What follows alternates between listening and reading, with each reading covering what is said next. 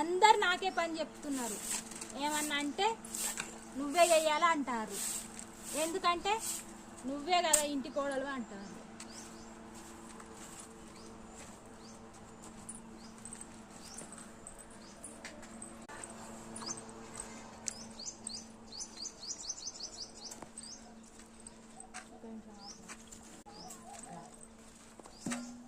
అన్ని నన్ను వేయమంటారు.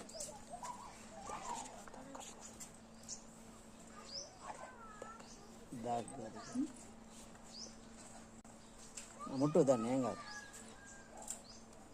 దగ్గరికి పోయి ఏమన్నది.